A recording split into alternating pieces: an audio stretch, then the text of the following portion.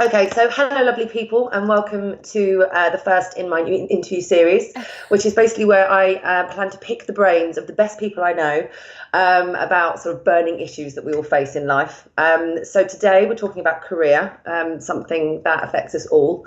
And I'm so excited to be talking to my first ever coach, the amazing Selina Barker. Welcome, Selina. Thank you. Great to be Um, here.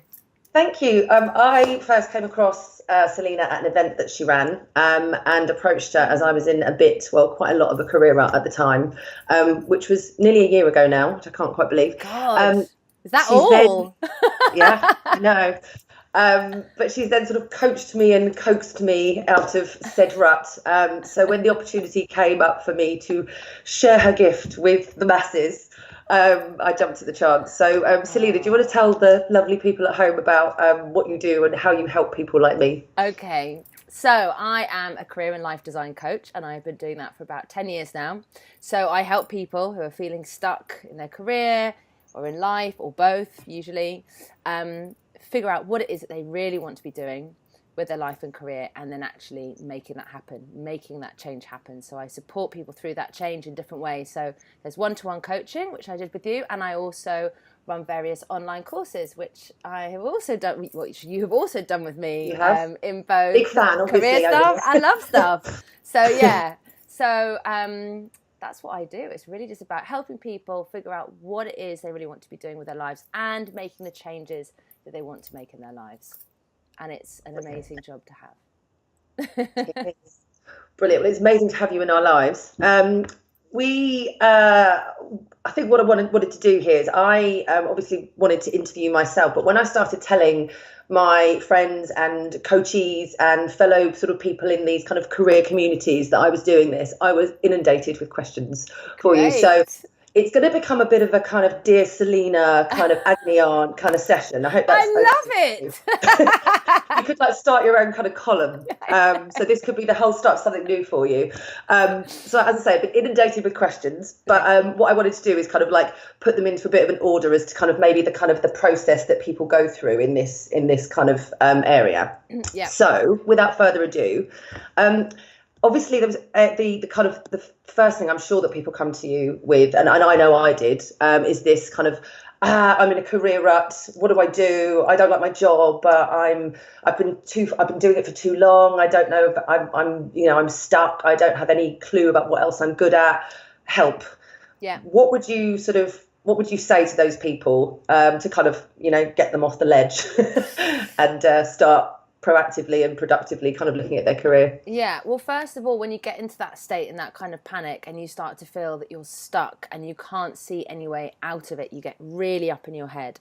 So it's actually really important to step away from the screens and the scribbling and the lying there at night trying to think your way through it. And that's what we tend to do, is we try and think our way out of situations and or through situations even.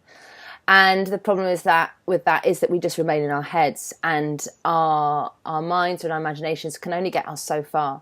What you really need to do is to just start doing things that make you come alive, and nothing to do with work. So it's not like, of course, if you could figure out what that was work wise and go and do that, you would go and do it. So what I mean is just doing any kind of activity that just makes you feel like you. So go into environments where you feel like, oh, this is where I feel like me. And whether that's getting away, getting out of town if you're in town, or, going and doing something different, or going, even simple stuff like going and running, doing exercise. It's that for some people. For some people, it's doing something creative or playing, feeling like you're a bit of a kid again and just letting loose. Whatever it is for you, going and doing the things that make you come alive. And that's a big part of my whole philosophy and my whole approach to life, really. But also, even when you're figuring out what career do you want to do, my big question is always, what makes you come alive? And then let's start from there. And what I do with people is I always say, I'm going to take you back to basics. So let's get clear what you're all about and what are the key ingredients you need right now to feel happy and fulfilled in the work that you're doing, because that also changes with time. So what it was before might not be what it is now, and also it's going to change in the future. So it's just kind of really getting back to basics about you and the core ingredients you need to be happy, and also getting an understanding of the kind of person that you are, understanding you and taking the time to get to know you. Because that's the other thing, is a lot of the time when people come to see me, they've kind of lost sight of who they really are, or they haven't really invested much time in getting to know themselves as an adult or at any point in their life. We're not encouraged to do that, and that's not a fault of the people that come to me. It's just we didn't get that class at school. So, Yeah. you know, We did have that class. we didn't have that class. So what were we supposed to do? So it's really common for people to have kind of lost touch with themselves and to not really be able to answer the questions, what makes me happy, what makes me come alive. And so that's where we start. Brilliant. Which brings us on nicely to the kind of what I know you call, Marianne Cantwell called the defrosting stage. So one of the, in our careers coaching session that we first had, you recommended the Free Range Humans book to me by Marianne Cantwell, and I read it and never looked back. And in it, she talks to you about the idea of defrosting. So can you just talk about what that it kind of means to the people that don't already know? Yeah. So defrosting is the process that I sort of started to see a lot of people needed to go through when they first start on this journey of figuring out, of making change, actually. And the defrosting, the reason we call it defrosting was because I said it was a bit like, you know, when you've been in the cold for a long time and you come into the warm, and it's at that stage when you're actually starting to warm up that then the cold in your hands really starts to hurt. And so that's how I kind of related that's what called the defrosting period, when you're kind of reawakening to yourself and finding your way back to you, is that as you start to do that, it can be quite an emotional journey at first, because you start to realize how much you were neglecting yourself and how much you had lost touch with yourself. And at first that can be, it doesn't have to be too painful, but not to be surprised when the tears come and you feel a bit like, ah, and a little bit wobbly, because that is part of the process of kind of reawakening to yourself and finding yourself. And as I was talking about it with Marianne, who I've worked with for years and years, we run courses together, she was the one who, kind of hearing that process, coined it as defrosting. She's like, it's like the defrosting part of the change journey. And I was just like, yeah. So then it went into her book, and we've done numerous podcasts on it. And I think when we talk to people about it, it really hits a chord. Because did you go through a defrosting period? Turning it around on you. Yeah, no, I did. So I kind of started the defrosting bit with you, and obviously I then kind of went through this whole phase of, you know, who am I? What do I really like? And it was exactly that point. I think I remember saying to you, I kind of don't really know who I am anymore. I've been kind of conditioned into this type of person that I think I am. And I don't know if that's actually me or just the person that I've become in my job or whatever. So I, you know, went through quite a long period of defrosting, both from reading the book and then on the Ideas Adventure course that you run with Marianne. Yeah. And it really struck me, and I know the other people on the course, just how important that stage is. Before you can even think about what job you want to do or whether you want to start a business or anything. And you kind of think, it can't be that important, but it really, really is. And the different exercises and different ways that you can do it, it was just mind blowing, really. Can you just maybe just give a couple of examples of how people go through, how you recommend people to go through this defrosting phase? Oh God! I mean, it does depend on the person. One thing I just quickly go to what you said there is really important, is that I think it's true that people go, oh, you know, how important is the defrosting bit? I just want to figure out what career to do. But actually, usually the fact that we're feeling lost in our career and looking for a change in that area is symptomatic of the fact that we've lost touch with ourselves, which is actually, that's what's at the core of all of it. When there's an area of your life you're like, that needs to change, it's usually because there's something in you that needs to be brought back in or found, or is lying dormant and is saying, I need to come out and I need to find my place in your life, sort of thing. So that is usually symptomatic. So different things to do for defrosting. Again, it's really about having a think about the things that make you come alive. So let's look at that in practical terms. Often, if you look at the things you used to love to do as a kid, if you had a happy childhood, you know, anything from like going on cycle rides or skipping, running down a hill. I don't know, what do we do as kids? I'm trying to think. Going for even things like going for a swim in a river. If you haven't done that for years, and it's just things that make you feel free again. If you're a creative person, if you know deep inside you, as a child you used to be more creative, go and do creative things. You know, go and buy just cheap paper, cheap paints, just so you don't worry about what you're wasting, and just go for a day or an afternoon and just paint, just see what comes out. You don't have to create anything that anyone sees, but just getting into that process, into the creative process. So it's usually trying new things or things that you haven't tried for a long time. But yeah, looking back to your childhood and things you used to do then, or think back to really your happiest times in your life. What were some of the things you were doing, or what were the places you were in, or the people you were with?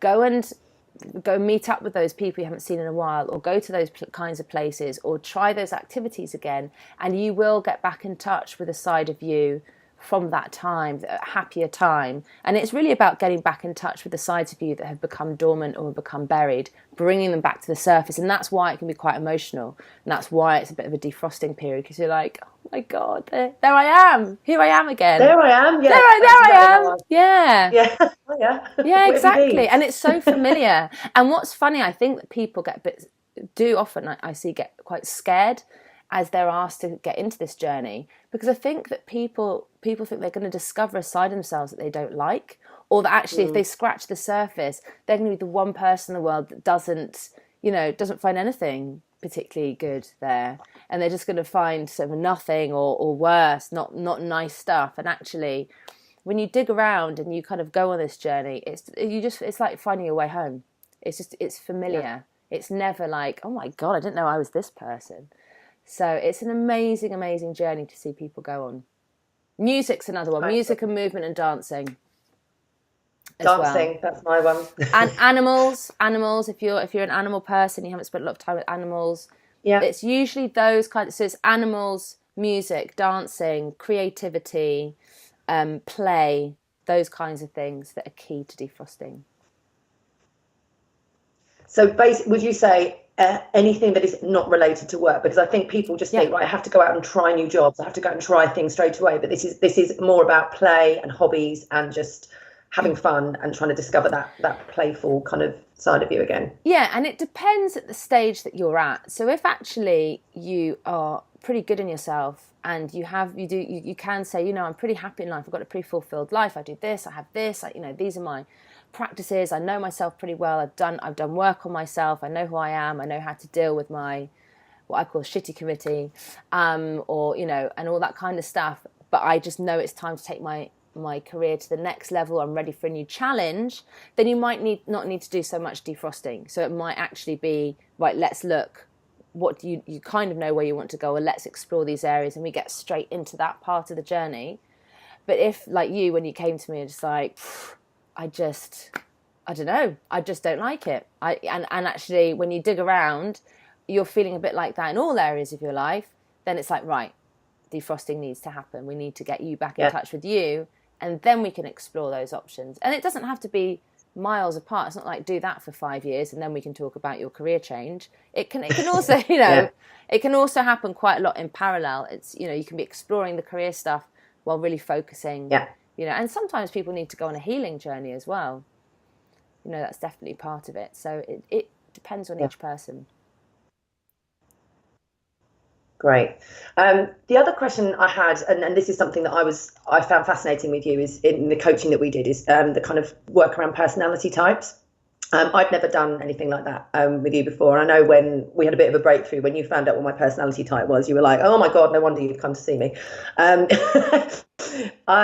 I think that some of the questions I've had from some of the people that have done them is that actually they've done it and they found it really useful, but now they are hell bent on finding the right career for that personality type, and they are now going, okay, great, now I'm pigeonholing myself, help.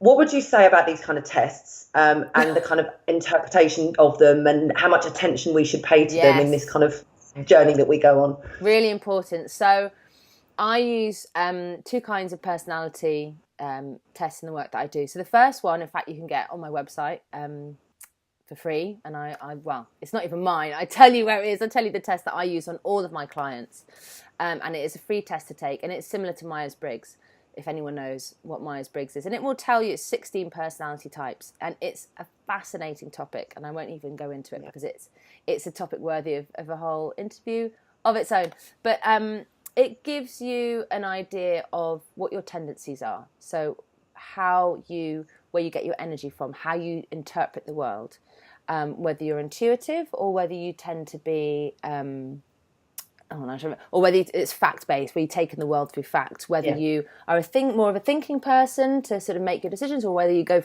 with your gut feeling, and whether you're the kind of person who likes to keep things open-ended, or whether you like to, tick things off and move on, and, completion, all that kind of thing. And so they're all mixed up into the different personality types.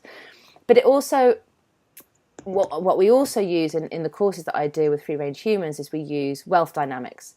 And that's more about what kind of entrepreneur you are. So there's, I think there's 6 types in that. But it's actually also mapped to the Myers-Briggs, or it's Jungian type analysis. So I always get, when clients come to me, I always get them to do the Jungian-based personality type.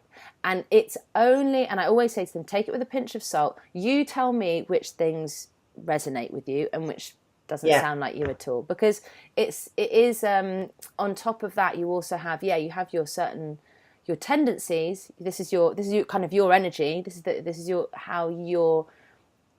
your tendencies are. But on top of that, you have formed habits and experiences which have also made you the unique person you are.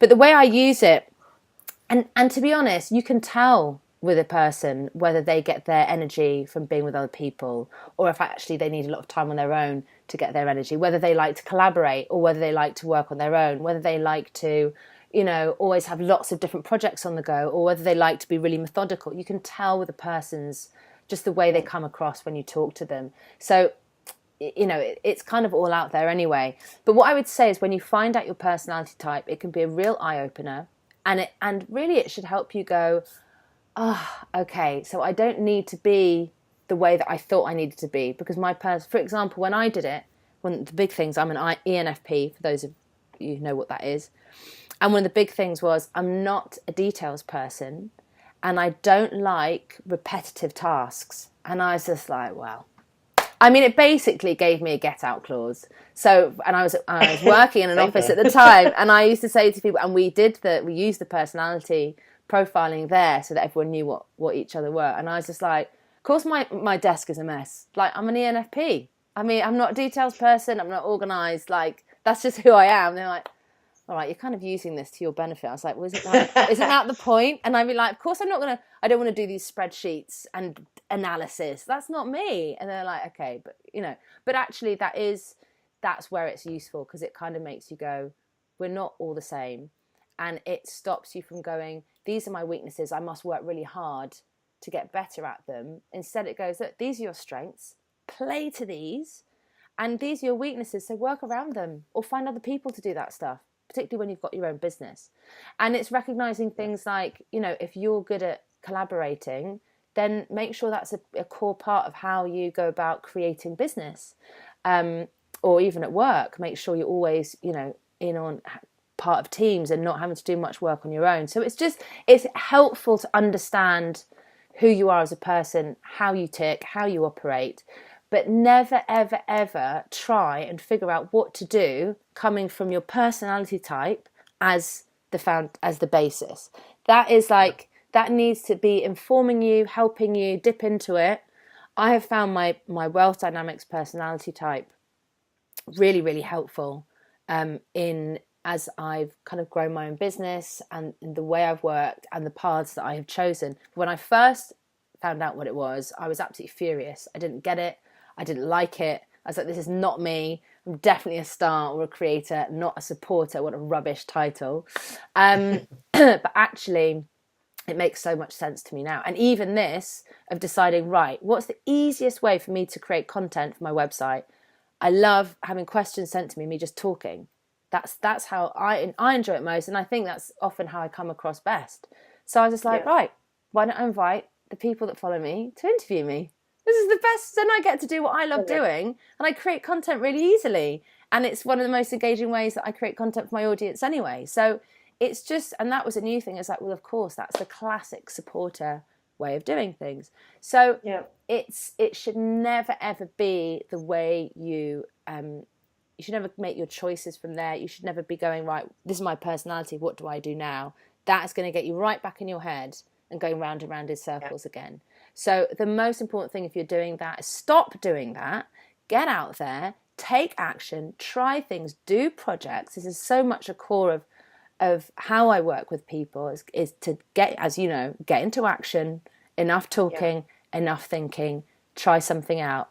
As you're doing that, you can then look at your personality type and go, what does that tell me about what might be an approach I could try in doing this? So it's informing you. It's an add-on. It's not the place to come from. Does that make sense? Yeah, makes total sense.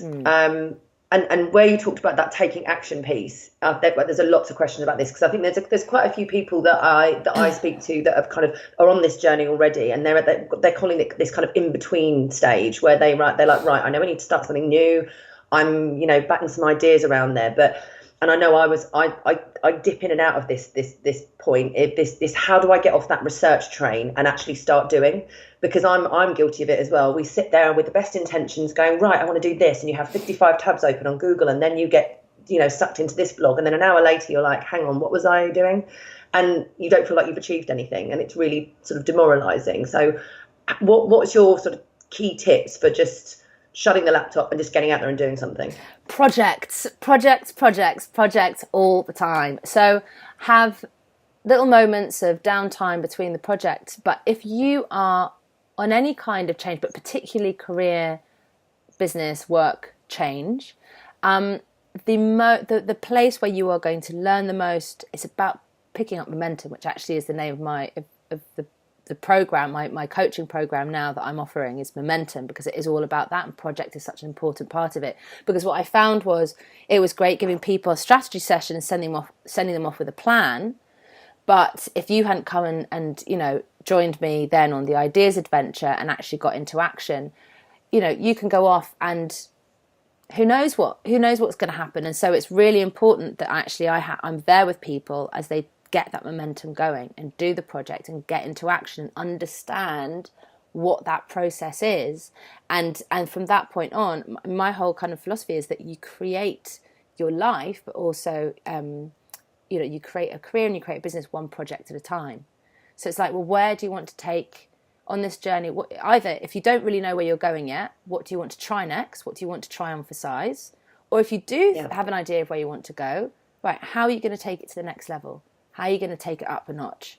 And then you create a project around that. So I'm all for the 4-week project, but if you want to take bigger projects, a 3-month project, and you can really use that in any area of your life. So if you want to get your health or your well-being, you want to really make that a focus in your life, you really want to work on that, then do a 1-month project or even a 3-month project on your health and well-being, and set yourself weekly activities or goals or things that you're going to do in that time, and have people there who are going to, if you've got a buddy who's going to support you, by buddy I mean asking a friend to, like, right, once a week I'm checking in with you, I'm going to let you know what I'm doing, what I've done. I need you to just be there for me and keep me on track. And if I get stuck, just give me a bit of a poke and say, didn't check in with me this week, you all right? It's just like, oh, I didn't do anything. It's like, that's okay. What happened? Why isn't it working? What do you need for this to work for you? So I think that the research is killer. That's our safe space. It's really safe to research, and research is important. It's definitely part of it, but it needs to be a small percentage of it, rather than being 99% research with the occasional action. It needs to be 99% action with 1% research as and when you need it to keep yourself moving and to kind of help yourself make this project happen of what you're ever doing. But it is so important that people take action, and it is the scary part, and that's why we avoid it. We procrastinate, we try not to do it, and that's why it is useful to get support, whether it's from a coach, whether it's on a course, or whether it is with a friend or a group of friends, because it is so easy to kind of, I didn't have time, life gets in the way. So you have to really work hard to make the time to do the action and to do the project. But that's absolutely key, which is why when people talk about the personality profiling and get caught in that, I'm just like, what are you trying to avoid? That, by getting so caught up in that. What are you resisting? Yeah. What are you not doing?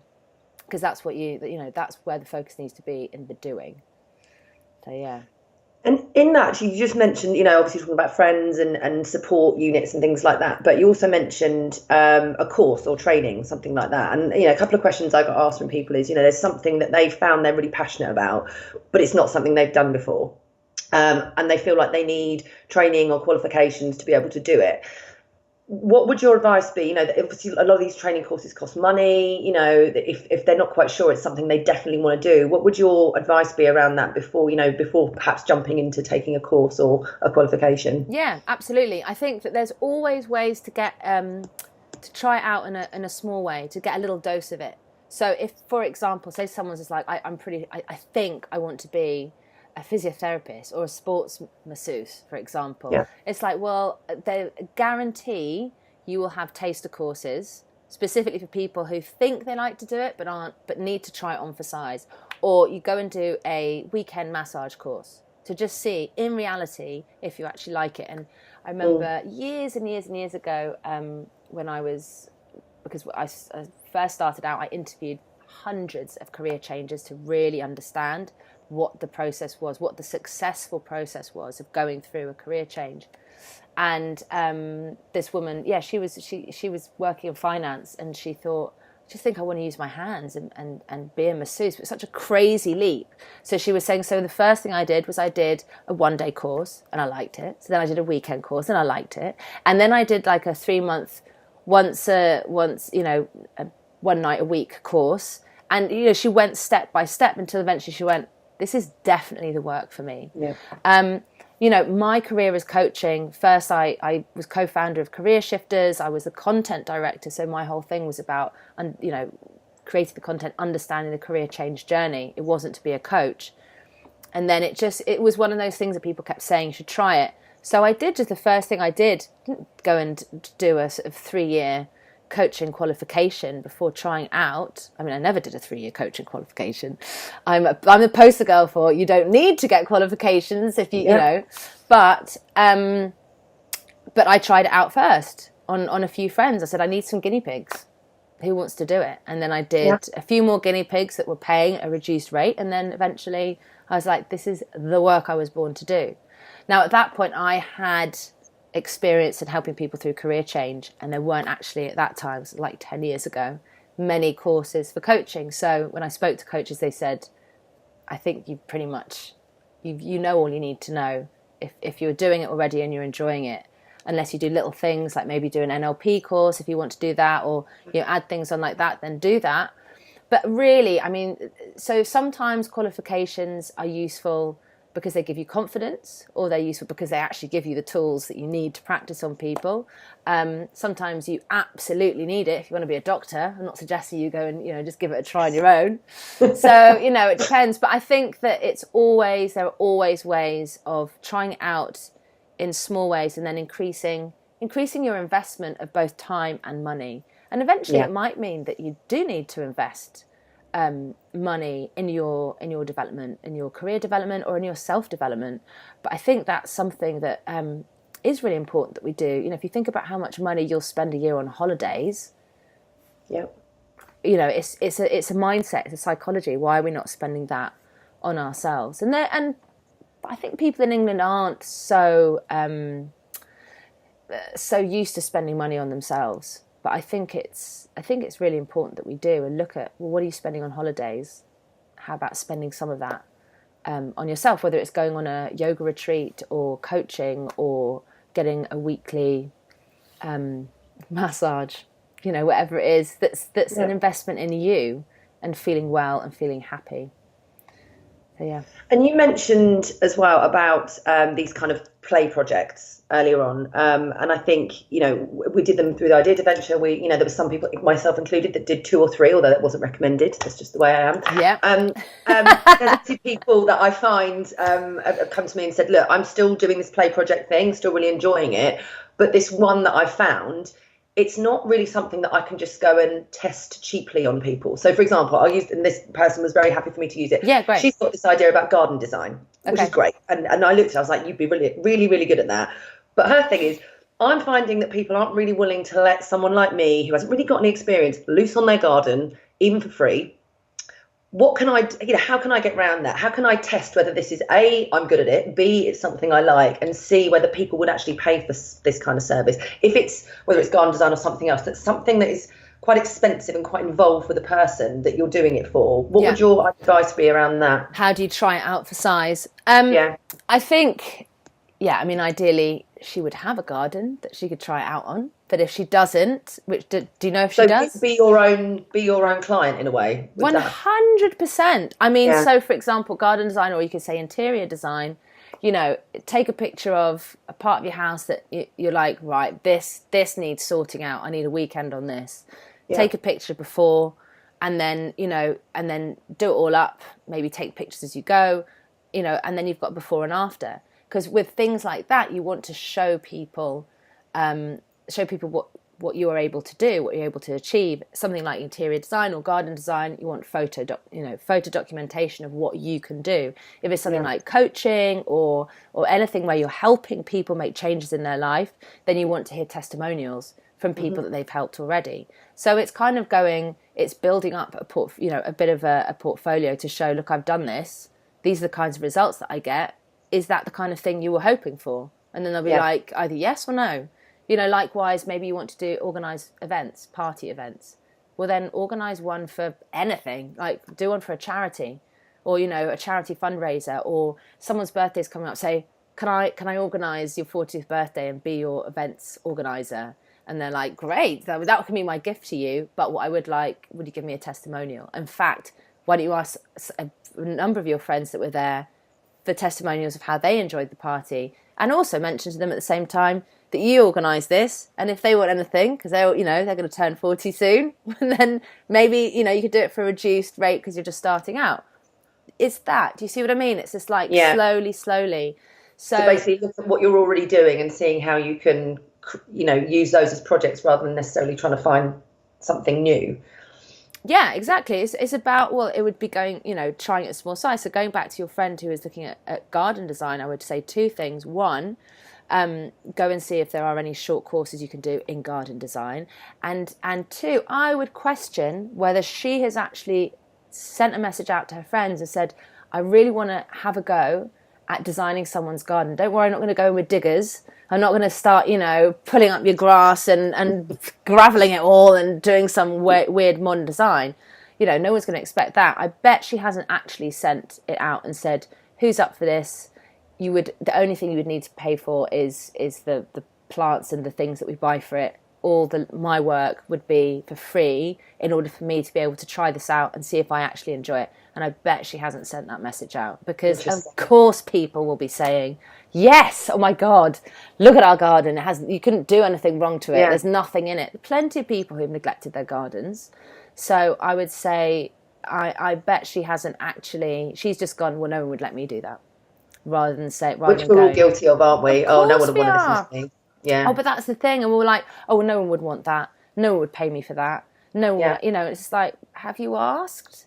Because you're making an awful lot of assumptions, and I would guarantee that your shitty committee, or top dog as we call it in Ideas Adventure, that is definitely sitting on your shoulder and telling you that stuff. So you don't know. And if you were to go and ask your friends, hi, who wants me to coach them, do their garden, give them a massage, do any of these things that you're wanting to actually do for people for money, if no one answers you, or everyone turns around and says, absolutely not, then ask them, say, if presumably you've asked some of your close friends, say, look, I sent this email out, no one answered, I'm not me getting upset, but like, you didn't answer either. I would just like to know perhaps why you didn't answer. And they'll be like, oh, I just skipped past that email. I didn't think it was for me. Or, oh God, you're right. Do you know what? It was such a long email. I didn't get to the end of it. I was going to come back to it. You don't know, or I didn't quite understand what you were offering.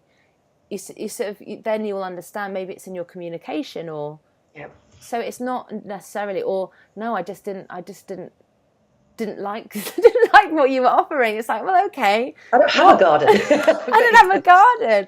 Or it'd be like, look, I haven't got. Actually, what I'd really like is for you to just come in and give me a few suggestions, and I'll go off and do it. And actually, I was speaking to someone who was saying about interior design, and she was wanting to get back into that. She said, but no one's gonna, pay me to redesign their whole house. And I was like, well, what about paying you to come over for 2 hours and making some suggestions of things you would do, send them some colour schemes, and they pay for that. Maybe your friends, that is their kind of budget. So, again, it's thinking about things like that. So that's why it's so important is doing projects, setting yourself little goals and taking action, because you can just sit with you and your unhelpful shitty committee yabbering in your head and talk yourself out of an idea without even ever trying it. Yeah, very true.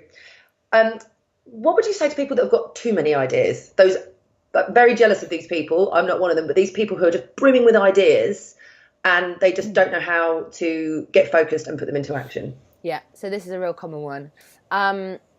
People with lots and lots of they're ideas people. That's one of their strengths. That's one of the beautiful things about them.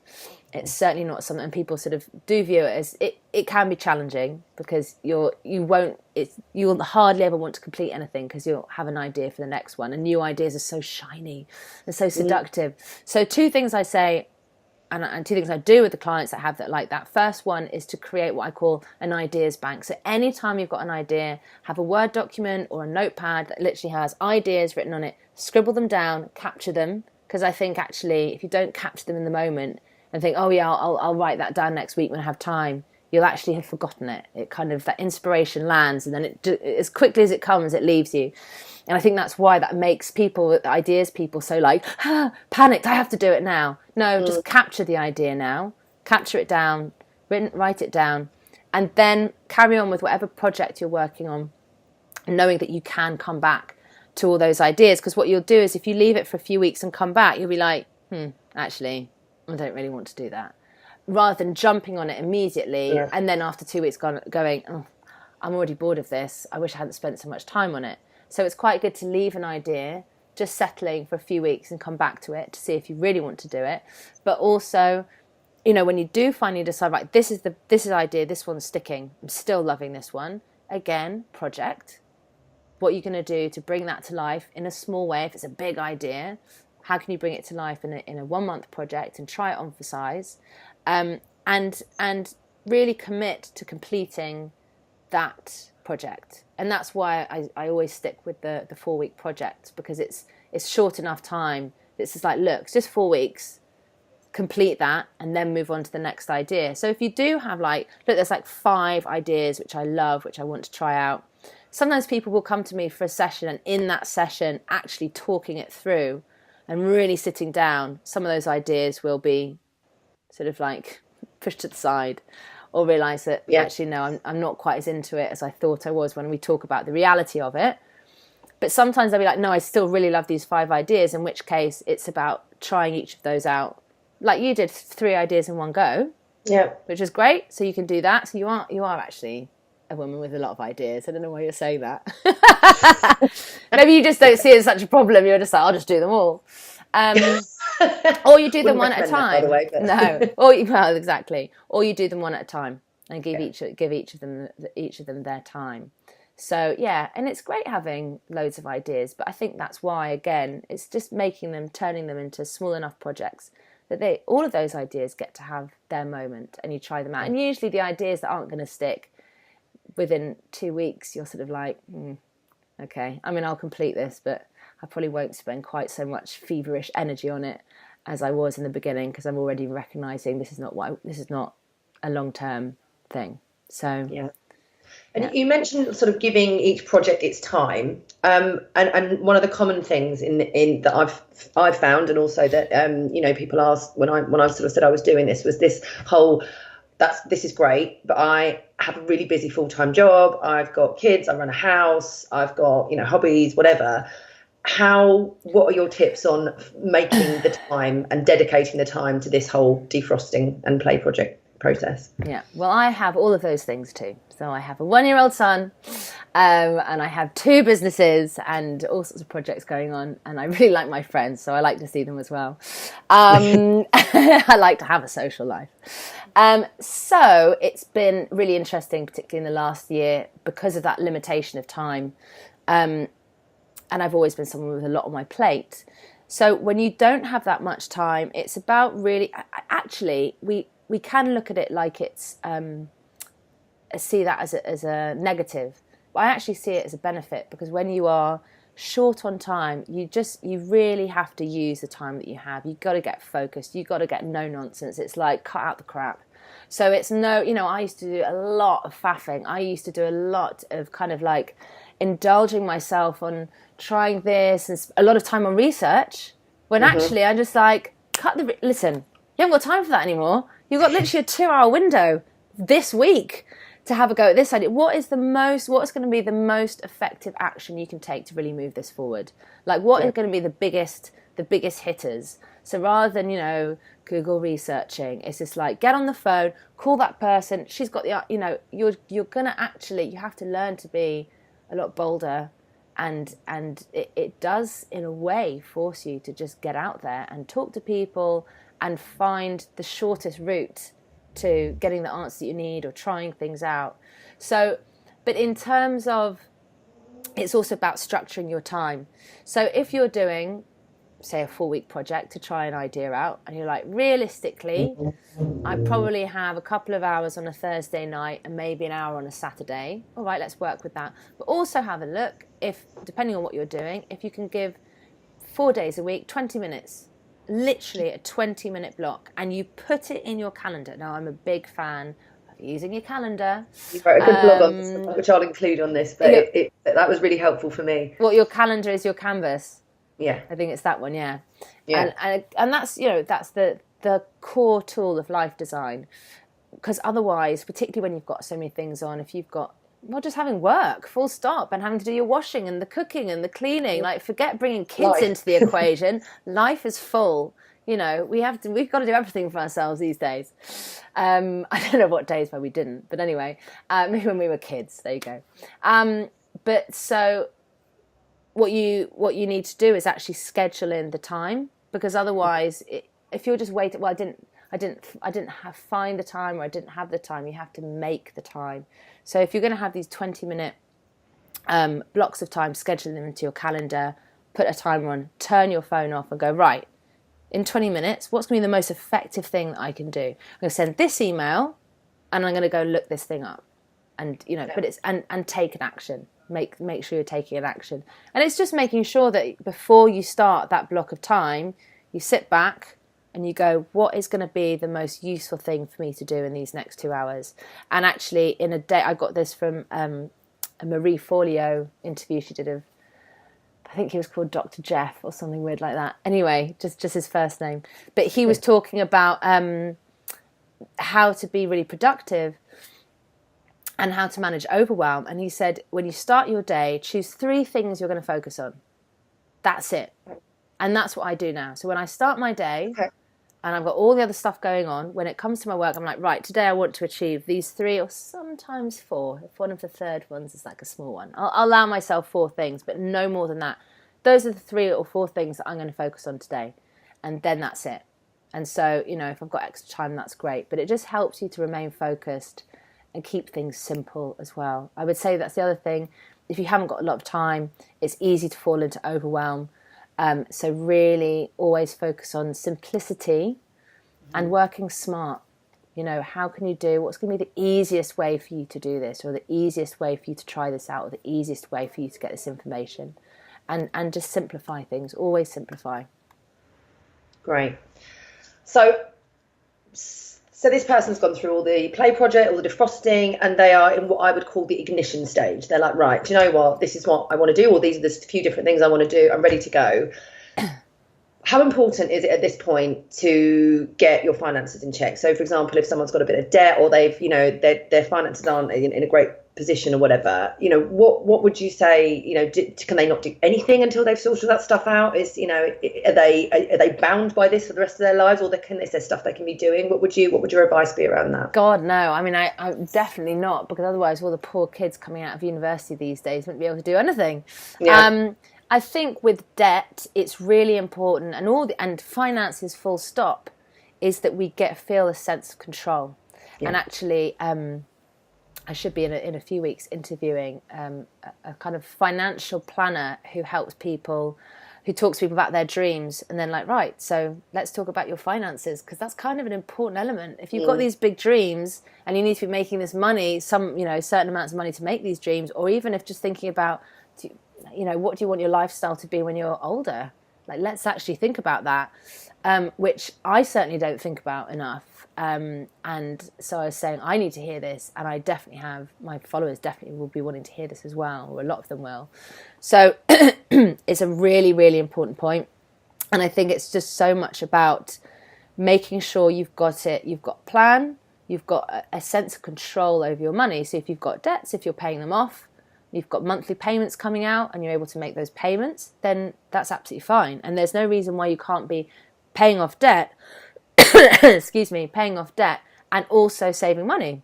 Yeah. It's about looking at, what can you do to make a bit of money that you can then spend on that course. If you're in a salaried job and there's not much playing around with money, you got your salary, that's it. Maybe there's some things you can sell. Maybe there are a few things you can do on the side. And actually, that are tied in with that thing that you now realise you want to get into. Well, let it start making money, right from the start. You don't have to be waiting 7 years until you start making money from your, the thing that you're creating. You actually have to start looking. Let's start playing this money game now. And actually, again, that's something that we do with Free Range Humans. Is in another course that I'm doing, Marianne, is about doing your Get Paid project, and we get people doing that really early on. Because actually you can start getting paid much earlier on than people necessarily think. So yeah, it's just, I think it's really good to spend some time getting your head around money, what you're doing, money management, but by no means should having debt be putting you off trying things. What I would say though is that don't go signing up to £25,000 courses and putting it all on a credit card and getting into out of control debt. I mean, if you're wanting to invest a lot of money in a course and you're like, right, and I'm going to borrow that money from whether it's family or the bank, and I know I can pay it back in this time, and I know that is the course I need to do, then that's a decision you can make. But as long as you can see how you're going to be paying yourself back or paying that loan back, it's just as long as you have control over your money and your debts, then of course you should be able to have freedom around that as well. Brilliant. Yeah. And the final question, because there are some people in my community of people on social media who have already kind of taken this leap into what you and Marianne call, free range land, and there's some questions around, what would your tips be on kind of adjusting to this kind of unstructured nature? Because I think, people in the corporate world, they go, I want this freedom. I want to be able to just get up when I want, go to yoga and stuff. And then I think some of the comments I'm getting is, now I've got it, I don't know whether I feel lazy if I'm getting up at 9, or, I feel like I should have more structure to my day, or should I be feeling guilty, or should I just lap the fact up that I'm a free range human now? Like, how would you kind of, give advice to those people to kind of make the most of it? Yeah, this is a fascinating topic. We crave freedom. As human beings, we crave freedom. And then when we get a huge dose, suddenly all this freedom in our lives, most of us actually just completely spin out, and it's not how we imagined at all. And I've had that, when I suddenly had had total freedom to live anywhere in the world. Isn't that what everyone wants to get to? And I had my business firmly in my bag, go anywhere. I had such an awful time with it, because suddenly I just felt completely lost. No, I wasn't needed anywhere. Like, where was that? How was I supposed to choose where to go now? I mean, I just had a complete meltdown about it. And actually, it helped me realise that I need to start using myself as the navigation system, and not who needs me, where do I need to go, and letting the outside decide where I needed to be. It was a journey in itself. But I think that, it's really common. And actually, the funny thing is, the kind of 9 to, and I still have this, it's like 9 to 6. That's what a productive, responsible, diligent working person works. So if you take 2 hours out in the middle of the day, it's like, oh my God. And I still do it. Where am I going to make up that time? For who? Who are you? Who are you handing your timesheet into? You're your own boss. It has taken me years to get over this. And actually recently, when I heard that Sweden, a lot of companies in Sweden were doing a 6-hour workday, so like 10 to 4, a lot more productive. I was like, I'm going to take that on. I was like, well, why can't you be doing that anyway? I mean, obviously I do, because I look after my son and I work as well, so it's all mixed up now. But I think that guilt and that sense of I should be working, and as if you're really doing something wrong, is so deep seated in us and so deep rooted in us. And also, having had so much structure and your life being organised in a way for you, because you go to work, meetings are organised, this is what you do. Outside of that time, you've got a couple of hours on either side. That time is your own. It's very structured. It is about you then, once you become your own boss, is actually you need to now put structure in to the degree to which you need it. Now, some people like a lot of structure. So that's where you get a lot of people who are freelancing, working for themselves, going and working co-working spaces. And actually that becomes, they like to go into work. I don't. I like to go to a cafe, or I work from home, or I like work on the tube on my phone, wherever I am, or once upon a time in a camper van. But I think that, depends on your personality type, how much structure you need. But everyone needs rhythm to their day, and everyone needs an element of routine. So I would say put in things like regular yoga classes, or whatever you like to do. If you've been used to being in a busy office and now you're at home, where's all the people interaction? That can feel really isolating. So either go and work from a cafe, or make sure you meet up with a friend, other freelancing friends, a couple of lunchtimes a week. Put things in like that. You need to set your own schedule. But also, it is really useful to break away from the 9 to 6, because the 9 to 6 routine in offices isn't the most productive anyway. People aren't working solidly 9 to 6 with a 1 hour lunch break. They're doing, there's a lot of Facebooking.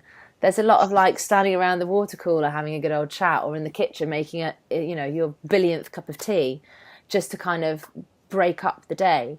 So actually it's good to challenge the rationale behind the 9 to 6 routine as being the most productive thing to do, because that's what your head's going to be telling you. That's certainly what I had. My head was saying 9 to 6, you've got to do that. Those are the working hours. If you're not doing that, you're not doing enough, and you won't be getting ahead as fast as you need to be. It's just like, why don't we adopt a whole new approach to work? You've got the 4-hour work week, you've got the Swedish way, and look at smart ways of working, and actually recognizing that the time that you just switch off and do take a 2-hour lunch break, or go off for a run or a yoga class and have lunch, and or whatever it is, or just go off to an art gallery one afternoon because you're feeling a bit like bleh and you need to be inspired. Actually, that time off, you can come back so rejuvenated that was the most productive thing you could have done.